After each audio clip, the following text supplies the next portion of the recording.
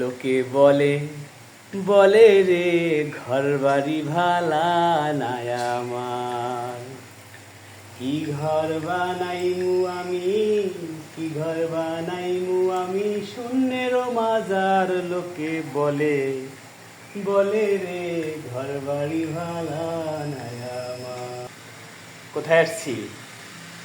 তেঘরিয়া। এটা হচ্ছে সুনামগঞ্জ জেলার তেঘরিয়ায় হাসন রাজার সংগ্রহশালা। এখানে হাসন রাজা জন্মগ্রহণ করেন। আমি আপনাদেরকে হাসন রাজার কিছু জিনিসপত্র দেখাই যেগুলো ব্যবহার করতেন।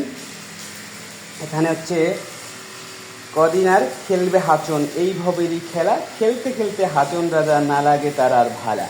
এখানে একটা সম্ভবত এটা রান্না করতো, একটা কড়াইয়ের মতো বা এরকম বড় কিছু একটা।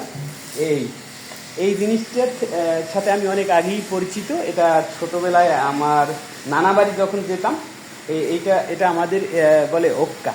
আর এটার নাম কি এখানে সেটা লেখা নাই। এটা একটা ওক্কা টানে এই যে মুখে দিয়ে এরকম। এই হাসন রাজার স্ত্রীর ব্যবহৃত কলসি, এটাই জল নিয়ে আসতো। এটা হাসন রাজার ভাঙা তরি, নাইরে যে করি নাইরে কান্দারি। এটা হচ্ছে হারমোনিয়ামের মতো। এটা সম্ভবত হাসন রাজা তার বউকে দিয়েছিল বিয়ের সময় নিশ্চিত।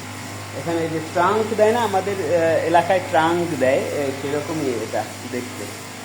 এখানে আমরা আরও আসছি, এখানে আরও অনেক কিছু আছে।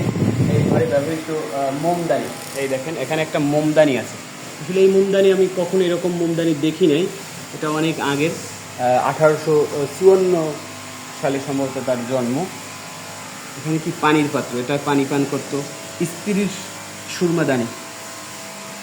এখানে কি হাসন রাজার স্ত্রী ব্যবহৃত পানদান। ও এটা থেকে এটা করে পান খেত, পান খরছিল। ও তলোয়ার, এই যে তলোয়ার। আর এখানে একটা এই যে তলোয়ার, এই ঢাল আছে, এই ঢাল পিতল। পিতল। অনেক কিছু আছে এখানে। হাসন রাজার সংক্ষিপ্ত জীবন বিবরণী দেওয়া আছে। এখানে অনেক ছবি দেওয়া আছে। তারপরে এটা হারমোনিয়াম, এই হারমোনিয়াম, এটা এখন আর বাজে না।